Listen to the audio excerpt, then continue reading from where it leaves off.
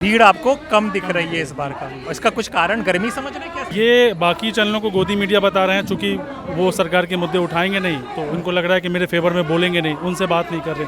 हम जैसे लोग बार बार कोशिश कर रहे हैं तो इनका कहना है हम सिर्फ नेशनल मीडिया से बात करते हैं। हालांकि डायरेक्ट नहीं कह रहे हैं, लेकिन ये भीतर खाने से खबर आ रही है। वो हमारे सामने हाथ जोड़ के कहते हैं सर कल आ जाओ कल आ जाओ, लेकिन वो फ़ोन नहीं उठाते हैं। कोई भी आंदोलन हुआ है तो कभी वो खालिस्तानी हो जाता है, कभी देशद्रोही हो जाता है। एक इनको भी डर होगा, स्वाभाविक है, लेकिन ये बहुत प्लान्ड वे में चल रहे हैं, बहुत सेलेक्टिव बोल रहे हैं और अपना प्रचार भी अपने इंस्टा और बाकी चीज़ों से कर रहे हैं। तो मुझे लगता है शायद बाकी लोग उनसे उतने कनेक्ट नहीं हो पा रहे हैं। अभिजीत दीपके भी ये जानते हैं, और अगर नहीं जानते तो वो अमेरिका से वापस क्यों आते? क्यों उनको लगा कि भाई जब इंस्टाग्राम पे इस तरह से फॉलोअर्स बढ़ सकते हैं तो why not on the ground. देखते हैं करके कहीं कुछ इसका भी अच्छा फल मिल जाए, क्योंकि बांग्लादेश श्रीलंका में जो कुछ हुआ है तो लोगों को लगता तो है कि वहाँ हो सकता है, तो इंडिया में क्यों नहीं हो सकता। कई सारे जो अपने बड़े नाम देखे होंगे, चाहे वो संजय सिंह हो या फिर आप महुआ मोइत्रा कह लें, या फिर उससे पहले वृंदा करात आई थी, दीपांकर भट्टाचार्य आए थे, ये सब सोनम वांगचुक के नाम पे आए हैं। तो मुझे लग रहा है कि शायद ये बाकी लोगों को कनेक्ट करने की कोशिश नहीं कर रहे हैं, एक रणनीति के तहत चल रहे हैं। कई सारे लोग इस बात से नाराज़ हैं कि अभिजीत दीपके उनको प्लेटफॉर्म नहीं देते। मैंने कुछ लोगों से बात किया था, उन्होंने बोला कि मैं सामने तो नहीं कह सकता, लेकिन हमें प्लेटफॉर्म नहीं देते, हम लोग उनके लिए लड़ रहे हैं, लेकिन हमारी बात नहीं रखते हैं, वो हमें बोलने नहीं देते हैं। शाहीन बाग कभी गए थे आप? शाहीन बाग का हाँ, कितने रोज चला? वो तो काफ़ी लंबा चला क्या मिला? कुछ भी नहीं मिला। उस पर तो आरोप लगे कि बिरयानी खाने आते हैं। हाँ हाँ। और सेकेंडली ये कि जाने नहीं देते हैं, तुम्हें कितने हज़ार उतारना वहाँ, एवरीथिंग वाज देयर, और वो बेवकूफ़ बना हुआ है। वो देखिए, वो जो आपका किसान वाले आए थे उसको भी बेकार कर दिया। तो अब सरकार ये कोशिश कर रही है कि लोगों में एक ये भी मैसेज जाए कि हम किसी को रोक नहीं रहे हैं। देख लो भैया, अभिजीत दीपके इतने दिनों से प्रोटेस्ट पे, हमने तो नहीं हटाया, पुलिस ने भी ज़्यादती नहीं की, और हो सकता है अभिजीत दीपके भी कोशिश में होंगे कि पुलिस ही घसीट ले तो कम से कम हमारा आंदोलन और बड़ा हो जाए। तो दोनों अपने अपने तरफ से जो है खींचातानी कर रहे हैं, सरकार भी और दीपके भी। अब लड़ाई किस तरफ कौन जीतेगा ये भविष्य तय करेगा, जनता तय करेगी। राजनाथ सिंह ने तो कह चुके हैं कि अब इस सरकार में कोई इस्तीफा नहीं होता भैया। नमस्कार, मेरा नाम हैदर अब्बास नकवी है और आप लोग मुझको इस वक्त स्वतंत्र पर देख रहे हैं। इस वक्त स्वतंत्र की टीम जंतर मंतर पर है। अब देखिए, भीड़ जैसे हम लोगों ने पहले दिखाया था कम है, लेकिन इस वक्त थोड़ा तादाद है। और यहाँ पे हमारे साथ हमारे पुराने मित्र दीपक सिंह मिले हैं। इस वक्त क्या न्यूज़ मुनी करते हैं। तो दीपक, आप तो शुरू से इस आंदोलन से जो पहले दिन से आए थे, तब से जब से ये एयरपोर्ट से आए थे? जब से ये दूसरी बार आए हैं, हाँ, जब से ये दूसरी बार आए हैं तब से मैं यहाँ पर हूँ लगातार। मतलब ये जो कंटिन्यूसली इनका स्ट्राइक शुरू हुआ है, प्रोटेस्ट, तब से मैं आ रहा हूँ और हफ्ते में 2-3 बार आ जाता हूँ। अच्छा हाँ, तो मैं तब से आ रहा हूँ और अभी आज मैं बताऊँ तो भीड़ थोड़ी जो है उस हिसाब से कम दिख रही है। अच्छा, शायद सोमवार है इस वजह से भी। सैटरडे संडे को मैंने जो देखा है ज़्यादा भीड़ होती है। ओके। जी, तो भीड़ आपको कम दिख रही है इस बार का, इसका कुछ कारण गर्मी समझ रहे हैं क्या? समझ रहे हैं कि लोगों का इंटरेस्ट कम दिख रहा है? सर एक चीज़ जो मैंने ऑब्ज़र्व किया है, ये क्या है कि अपने आप को इन्होंने एक सीमित कर लिया है। ये बाकी चैनलों को गोदी मीडिया बता रहे हैं, चूँकि वो सरकार के मुद्दे उठाएंगे नहीं तो उनको लग रहा है कि मेरे फेवर में बोलेंगे नहीं, उनसे बात नहीं कर रहे। हम जैसे लोग बार बार कोशिश कर रहे हैं तो इनका कहना है हम सिर्फ नेशनल मीडिया से बात करते हैं। हालांकि डायरेक्ट नहीं कह रहे हैं, लेकिन ये भीतर खाने से खबर आ रही है। वो हमारे सामने हाथ जोड़ के कहते हैं सर कल आ जाओ कल आ जाओ, लेकिन वो फ़ोन नहीं उठाते हैं। इनका अपने जो 4-5 लोग इनके साथ जुड़े हैं, सारे के सारे जो हैं इन्फ्लुएंसर हैं, और वो सारे लोग जो हैं इनके साथ जुड़े हुए हैं। तो इन्होंने अपना एक मीडियम खुद क्रिएट किया है कि हमें क्या बोलना है, लोगों के बीच में अपनी बात कैसे रखनी है, ताकि कोई गलत परसेप्शन क्रिएट ना हो। उनको एक डर होगा, ऑब्वियस है, क्योंकि आप इतनी बड़ी चीज़ कर रहे हैं। आपने देखा है हाल फिलहाल में कोई भी आंदोलन हुआ है तो कभी वो खालिस्तानी हो जाता है, कभी देशद्रोही हो जाता है। एक इनको भी डर होगा, स्वाभाविक है, लेकिन ये बहुत प्लान्ड वे में चल रहे हैं, बहुत सेलेक्टिव बोल रहे हैं और अपना प्रचार भी अपने इंस्टा और बाकी चीज़ों से कर रहे हैं। तो मुझे लगता है कि शायद बाकी लोग उनसे उतने कनेक्ट नहीं हो पा रहे हैं। जो फॉलोअर्स हैं वो तो यहाँ के अकेले दिल्ली के हैं नहीं, और सबके लिए इतना आसान नहीं है कि वो उतनी दूर दूर से आके इनको कनेक्ट करेंगे। तो जो आसपास के लोग हैं और जिनको टाइम मिल जाता है, वो आके उनको लगता है कि चलो अच्छे कॉज के लिए कर रहे हैं, क्योंकि लोगों का मुद्दा तो है ही। अभिजीत दीपके भी ये जानते हैं, और अगर नहीं जानते तो वो अमेरिका से वापस क्यों आते? क्यों उनको लगा कि भाई जब इंस्टाग्राम पे इस तरह से फॉलोअर्स बढ़ सकते हैं तो why not on the ground. देखते हैं करके कहीं कुछ इसका भी अच्छा फल मिल जाए, क्योंकि बांग्लादेश श्रीलंका में जो कुछ हुआ है तो लोगों को लगता तो है कि वहाँ हो सकता है, तो इंडिया में क्यों नहीं हो सकता। हालांकि उन्होंने ऐसी बातें नहीं कही हैं, लेकिन मुझे जो लगता है उसी हिसाब से प्रभावित है इनका सारा, और उसी तरीके से युवाओं को जोड़ने की कोशिश कर रहे हैं, क्योंकि इनका जो प्राइमरी मतलब जो देखने वाले लोग हैं, व्यूअर्स हैं, वो युवा हैं और उनके माँ बाप हैं। क्योंकि युवा मेन प्रोडक्ट है और वो उनके साथ जुड़ जाते हैं, क्योंकि भाई फसल उनकी है तो किसान तो बेचारा परेशान रहेगा ही।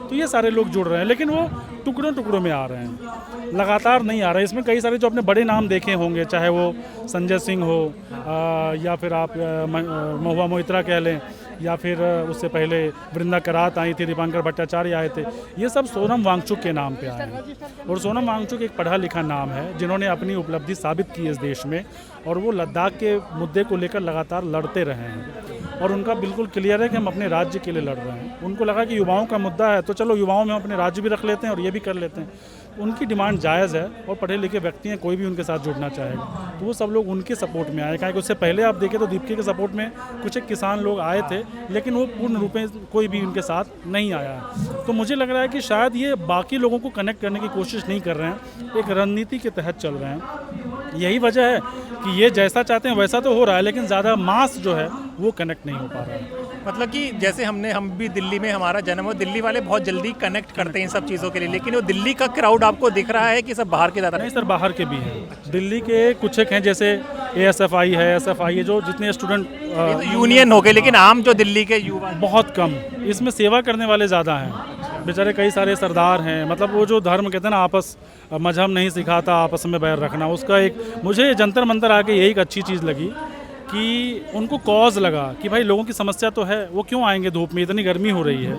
कितने यूट्यूबर्स को देखा वो कह रहे हैं सर मैं देखिए कितना पसीना बहा रहा हूँ, सब्सक्राइब कर लीजिए। वो तो बेचारे ये भी नहीं कर रहे हैं, तो वो यहाँ क्यों आ रहे हैं? उनको लग रहा है कि बच्चों की मांग है, हमारे देश के बच्चे हैं और सरकार के खिलाफ एक गुस्सा तो है ही। उनको लगा कि शायद इसी बहाने एक जिम्मेदारी तय होनी चाहिए, एक शुरुआत होनी चाहिए, और यही बार बार ये भी कोशिश कर रहे हैं कि आप इस्तीफ़ा दीजिए। उनको लग रहा है किसी तरीके से कम बीजेपी का गिरबान पकड़ के कहा जाए कि आपकी जिम्मेदारी आपको लेनी होगी और आपको अब बहुत हो गया आपकी तानाशाही, लाइन पे आना होगा। तो वो प्रयास कर रहे हैं, लेकिन लोग कितने कनेक्ट हो पा रहे हैं मुझे नहीं लगता कि कोई आदमी, मतलब कुछ एक बच्चे हैं जिनको मैं लगातार देख रहा हूँ, मेरे चैनल पे आए थे शुरुआत में भी न्यूज़ मुनी पे, और उसके बाद अभी भी आ रहे हैं वो बच्चे, मैंने देखे हैं, बहुत सारे लॉयल लोग हैं, लेकिन वो कुछ एक हैं, सारे बच्चे नहीं हैं। कई सारे लोग इस बात से नाराज़ हैं कि अभिजीत दीपके उनको प्लेटफॉर्म नहीं देते। मैंने कुछ लोगों से बात किया था, उन्होंने बोला कि मैं सामने तो नहीं कह सकता, लेकिन हमें प्लेटफॉर्म नहीं देते, हम लोग उनके लिए लड़ रहे हैं लेकिन हमारी बात नहीं रखते हैं, वो हमें बोलने नहीं देते हैं। तो कुछ लोग नाराज़ भी हैं उनकी रणनीति की वजह से। अब वो नाराज़गी उनके जो इर्द गिर्द लोग हैं अभिजीत दीपके के, जो उनकी रणनीति बना रहे हैं, उनकी वजह से है या अभिजीत दीपके की है, ये तो क्या कुछ इस पे भी चर्चा हो रही है यहाँ पे कि जो अनशन पर बैठे हैं लोग, तो उनकी तरफ से कोई नहीं बैठा है, सारे बाहर के बैठे हुए, कुछ इस पर चर्चा? सर ये तो सर अपना अपना आंदोलन शुरू कर दिया ना सबने ना, क्योंकि उनको शायद हो सकता है कि अभिजीत दीपके का जिस तरह से चल रहा है उनको लग रहा हो कि ऐसे नहीं हो पाएगा, और अभिजीत दीपके भी यही कोशिश कर रहे हैं कि ज़्यादा से ज़्यादा लोग आएँ, क्योंकि जब तक ज़्यादा से ज़्यादा लोग आएंगे नहीं, उनका ये जो प्रोटेस्ट है ये सफल नहीं हो पाएगा। उन्होंने एक मंच बेसिकली दे दिया है, जैसे एक मीडिया संस्थान या कॉर्पोरेट ऑफिस वाला एक ऑफिस खोल देता है और कह देता है कि भैया आप जैसे मॉल में देखा होगा आपने, खोल देता है कि अपने अपने खोमचे लगाओ और अपनी अर्निंग खुद करो, वर्किंग स्पेस करेक्ट। तो उन्होंने बेसिकली यही किया। तो सारे असंतुष्ट लोग अब यहाँ आके जमा हो रहे हैं, क्योंकि नाराज़गी है सरकार के खिलाफ, एंटी इनकम्बेंसी है, 10-12 साल हो गया, युवा बेरोजगार हैं, पेपर बार बार लीक हो रहा है, तो नाराज़गी तो बिल्कुल जाहिर है कि है ही, नहीं है तो फिर ये लोग क्यों आ रहे हैं।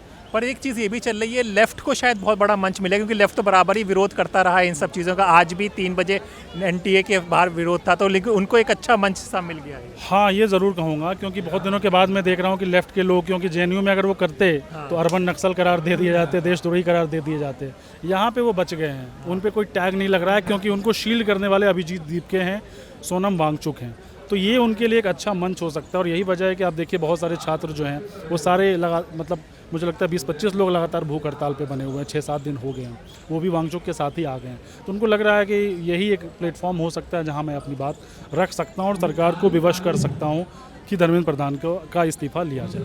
पर दीपक, आप पत्रकारिता करते हैं, राजनीति को भी समझते हैं, कि अगर हम क्रोनोलॉजी को समझें कि सुनील अंबेडकर शायद RSS के थे, उन्होंने कहा कि आंदोलन होना चाहिए, उसके बाद बीजेपी भी बड़ी सॉफ्ट टोन में आ गई कि भाई सबको प्रोटेस्ट करने का वो चबे, उसके बाद किस तरह से परमिशन मिले, आप अगर एक कोई चीज़ की परमिशन मांगे तो आपको बता दिया, आपको से खुद ही बात नहीं कर रहे, सब चीज़ों का है। तो ये जो क्रोनोलॉजी की, तो आपको लग रहा है कि बिना सरकार के समर्थन के कोई प्रोटेस्ट इतना दिन चल सकता है? सर अब देखिए, भविष्यवक्ता बनने से मैं बचता हूँ, लेकिन ये एक मैंने अब अपना एक वॉक थ्रू किया है, उसमें ये मैंने बोला है कि एक खाने ये चर्चा है कि बीजेपी एक प्रेशर कुकर जैसे कहते हैं ना, कि चूँकि गुस्सा है, आक्रोश है, और वही जो फॉलोअर्स इनके हुए हैं उसमें परिवर्तित हुआ है, क्योंकि आक्रोश है। तो उनको लग रहा है कि थोड़ी सी उबाल जो है वो निकल जाने दो, प्रेशर निकल जाने दो, ताकि लोगों को लगे कि हाँ भाई एक बंदा तो गया था और हमने हो सकता है शायद धर्मेंद्र प्रधान का इस्तीफ़ा ना भी लें तो किसी और कोई और पद दे दें उनको, कोई और मंत्रालय दे दें। तो वो संतुष्ट करने की कोशिश है ताकि बाकी के जो दल हैं उनको डायरेक्ट फ़ायदा ना मिल सके। ऐसा हो सकता है, राजनीति में कुछ भी असंभव नहीं है सर। दूसरा, ये जंतर मंतर में हम लोग तो बराबर कवर करते थे, आए दिन प्रोटेस्ट होते थे, लेकिन पिछले कुछ वक्त से तो केवल एक ही प्रोटेस्ट चल रहा नहीं है। सर, मैंने आज भी 2 प्रोटेस्ट किए हैं। एक ये यहाँ ईवीएम हटाओ का प्रोटेस्ट कर रहे हैं, उनका कहना था ईवीएम चोर है। एक अभी मैंने किया वो बीएसएनएल वाले थे, आप न्यूज़ मुनी पे जाके देख भी सकते हैं, मैंने उसको कवर किया है। तो वो सारे लोग आ रहे हैं, इनका अपना एक चल रहा है। लेकिन जंतर मंतर सर मुझे इसीलिए बहुत बढ़िया लगता है कि यहाँ हर वर्ग के लोग, उनको लगता है कि एक मंच है जहाँ पर हम अपनी बात रख सकते हैं, उद्गार निकाल सकते हैं और सरकार को वार्निंग दे सकते हैं, या जो संबंधित संस्थान है उसको वार्निंग दे सकते हैं कि भैया कार्रवाई करो, नहीं तो हम सड़क पर उतरेंगे। तो मुझे लगता है कि लोकतंत्र का सबसे खूबसूरत प्लेस यही है। और आप तो अन्ना आंदोलन को भी, जब प्रोटेस्ट को देखते थे, तो उससे कुछ कंपेयर किया जा सकता है कि बहुत ही अलग है, सब कुछ ही अलग है। मतलब दिखने में लगता है, अगर आप कैमरे पर देख रहे हैं, टीवी पे देख रहे हैं, तो आपको लगेगा कुछ उसी तरह का है। एक चेहरा है सोनम वांगचुक, एक क्रेडिबल जिस पे भरोसा किया जा सकता है, पढ़ा लिखा व्यक्ति, इंजीनियर, शिक्षाविद। और एक तरफ है जो सारा ब्रेन वाला काम कर रहा है, सारा वो रणनीति तय कर रहा है कि हमें किससे बात करनी है, कैसे लोगों को एंटरटेन करना है, कैसे पुलिस वालों से बात करनी है। तो उस तरह से दिख तो रहा है, लेकिन ज़मीन पर आप देखेंगे, क्योंकि अन्ना आंदोलन में काफ़ी भीड़ हुआ करती थी, पत्रकारों के लिए भी घुसना बड़ा मुश्किल होता था। लेकिन यहाँ पे सर तो बड़े आराम से, यहाँ पे ज़्यादातर तो यूट्यूबर से दिख जाते हैं। तो उस हिसाब से मतलब मैं कंपैरिजन नहीं करूँगा, क्योंकि सर वो एक अलग किस्म का था। उस वक्त लोकपाल की मांग बहुत चरम पर थी, वो भ्रष्टाचार का मुद्दा था, और ये उस तरह से मुझे नहीं लग रहा कि भुना पा रहे हैं उस तरह से। लेकिन आप ये समझिए कि पेपर लीक का मामला हुआ था, फिर सरकार का कुछ ना, जो एनटीए थी वो भी स्थापित है, धर्मेंद्र प्रधान भी हैं, और आपके पेपर भी हो गया है। पेरेंट्स को जो आक्रोश था वो धीरे धीरे ठंडा हो जाए, यही शायद सरकार की नीति होती है कि खींच दो और इंसान भूल जाएगा। वो जो रणनीति सरकार की है कि प्रोटेस्ट भी चलता रहे और उन्होंने अपना काम भी कर दिया, तो सरकार एक तरह से कामयाबी हो रही है। सर सरकार तो हर वो चीज़ करेगी जिससे वो सत्ता में बनी रहे। अगर आप हर चीज़ रोक देंगे, क्योंकि अब पहले रोका जा सकता था, अब उनको लग रहा है कि इस तरह से रोकना मुश्किल होगा। तो जैसा मैंने बोला कि सीटी की तरह उन्होंने एक स्पेस छोड़ दिया है कि थोड़ा सा आप गुस्सा निकाल लो और उनको लगे कि हम ऐसी चीज़ों को भी जगह दे रहे हैं। ऐसा नहीं है कि जो हमारे विरोध में बोलते हैं हम उनको देशद्रोही, क्योंकि ये बहुत चल चुका। आपने टूल किट गैंग निकाल लिया, अर्बन नक्सल निकाल लिया, खालिस्तानी निकाल लिया, सब कुछ कह लिया, अब आप क्या कहेंगे। तो और लोगों में एक परसेप्शन क्रिएट हो गया कि भाई आपके खिलाफ जो भी बोलता है आप कुछ ना कुछ टैग लगा देते हो उनके साथ। तो अब सरकार ये कोशिश कर रही है कि लोगों में एक ये भी मैसेज जाए कि हम किसी को रोक नहीं रहे हैं। देख लो भैया, अभिजीत दीप के इतने दिनों से प्रोटेस्ट पे हमने तो नहीं हटाया, पुलिस ने भी ज़्यादती नहीं की, और हो सकता है अभिजीत दीप के भी कोशिश में होगा कि पुलिस ही घसीट ले तो कम से कम हमारा आंदोलन और बड़ा हो जाए। तो दोनों अपने अपने तरफ से जो है खींचातानी कर रहे हैं, सरकार भी और दीप के भी। अब लड़ाई किस तरफ कौन जीतेगा ये भविष्य तय करेगा, जनता तय करेगी। तो आपको अभी कुछ क्या महसूस हो रहा है कि धर्मेंद्र प्रधान का इस्तीफा आपको लग रहा है लड़का इतनी मजबूत सरकार लेगी? क्योंकि राजनाथ सिंह ने तो कह चुके हैं कि अब इस सरकार में कोई इस्तीफा नहीं होता भैया। सर अब ये अगर हो जाएगा तो बहुत ही बड़ी चीज़ हो जाएगी। हाँ, ये और ना भी हो तो ये बना ही देंगे। अगर वो मान लीजिए दूसरे मंत्रालय में दे देते हैं धर्मेंद्र, चलो उनको शिक्षा मंत्रालय हटा दिया, कुछ और दे दिया, हाँ, तब भी जीत लोगों में एक मैसेज दे देंगे कि देखो हमने कहा, आपने कहा, आपने गुस्सा था, हमने आपकी बात मानी, जनता जनार्दन है सर आंखों पर, आपने कहा, हमने हटा दिया। लेकिन वो क्या होगा कि ये कहेंगे भाई हमने देखो धर्मेंद्र प्रधान का इस्तीफा लिया। तो चुनौती तो है। अब बीजेपी इसमें क्या सोच रहे हो कि दोनों खाने, अगर वो नहीं मानती है तब भी होगा कि भैया आप एरोगेंट हैं, आप सुनते नहीं हो, और तब ये लोग ज़्यादा बवाल काटेंगे, और अगर मानती है तब ये विजेता बनकर उभरेंगे, नेता बनेंगे। तो सरकार को अब सोचना है, मोदी वो जो चाणक्य नीति कहते हैं ना, अब देखना है कि चाणक्य नीति क्या होती है और उसका असर क्या होता है। जी हाँ, ये देखना, क्योंकि 20 जुलाई से शायद सेशन भी शुरू है, उसके बाद संसद आपकी गरमाएगी, तो विपक्ष के नेता यहाँ पर आते हैं या नहीं आते समर्थन के लिए, ये सब भी देखना होगा। और सरकार का शायद आए भी, खास करके धीरे धीरे पार्टी टाइप के लोग और कम्युनिस्ट पार्टी के जो लोग हैं, क्योंकि वो और किसी दल के साथ जाएंगे तो वो खा जाएंगे। तो उनके लिए अच्छा है कि कम से कम छात्रों के साथ जुड़े, क्या पता उनका जनाधार एक बार फिर, मतलब जनाधार कितना मिलेगा मुझे नहीं पता, लेकिन कम से कम लोगों के बीच में दिखना तो शुरू हो ही जाएगा। देखिए, रतन लाल कांग्रेस से जुड़े हुए हैं, वो भाषण दे रहे हैं, प्रोफेसर रतन लाल हिंदू कॉलेज से। तो कल आपके भी आ गए थे, जो इंडिपेंडेंट लोग रहे हैं, सब चीज़ों के आ रहे हैं ना, नेता लोग तो आ ही रहे हैं, नेता लोग तो आ ही रहे हैं ना धीरे धीरे। कल भीड़ देखी हो, दिखाई नहीं दे लोग, नहीं दिखाई दे। लोग नहीं दिखाई दिए। अब पानी बरस गया होगा, any reason could be there. चलिए देखिए, लोग तो आते जाते, लेकिन हाँ, दिल्ली वाले जिस तरह जोशो खरोश से हर चीज़ को संभालते थे वो एक तरह से मिसिंग है। लेकिन लोग आ रहे हैं, भीड़ है जिसमें किस तरह का है। लेकिन अब ये देखना है कि आगे होता क्या है, क्योंकि सेशन शुरू होने वाला है आपका शाहीन बाग ही हुआ था। शाहीन बाग कभी गए थे आप? शाहीन बाग का। है। हाँ, कितने रोज चला? वो तो काफ़ी लंबा चला, क्या मिला? कुछ भी नहीं मिला। उस पर तो आरोप लगे कि बिरयानी खाने आते हैं। हाँ हाँ। और सेकेंडली ये कि जाने नहीं देते हैं, तुम्हें कितने हवाई जहाज उतारना वहाँ, एवरीथिंग वाज देयर। और वो बेको बना हुआ है। वो देखिए, वो जो आपका किसान वाले आए थे, उसको भी बेकार कर दिया। इन्होंने शाहीन बाग का जिक्र किया। मैं आपको बता दूं, शाहीन बाग में जैसे अभी आप लोग देख रहे हैं ना, गोदी मीडिया को बकाया जाता है, शाहीन बाग से शुरुआत हुई थी। वहाँ पे सुधीर चौधरी और दीपक चौरसिया पहुँचे थे और उनका बहुत तगड़ा विरोध हुआ था।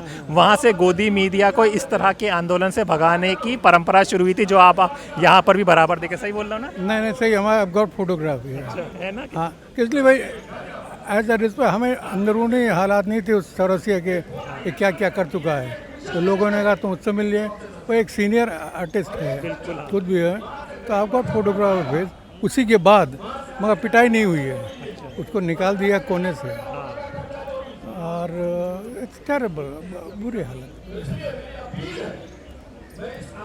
चलिए, शुक्रिया। देखिए, तो आज हमने सोचा कि आपको बता दें। आपसे दीपक बहुत बहुत शुक्रिया भाई, आपने हमसे बात की। इसी तरह से बीच में आएंगे तो चर्चा करेंगे। और आप तो काफ़ी साल से फ़ोटो खींच रहे हैं। काफ़ी साल से? कितने बताइए कितने? मुझे टाइम्स ऑफ इंडिया के साथ थे। अच्छा। हमने पैसे नहीं दिए होंगे। हाँ। तो ईस्ट दिल्ली प्लस हम कवर करते थे। अच्छा। और I was happy with them.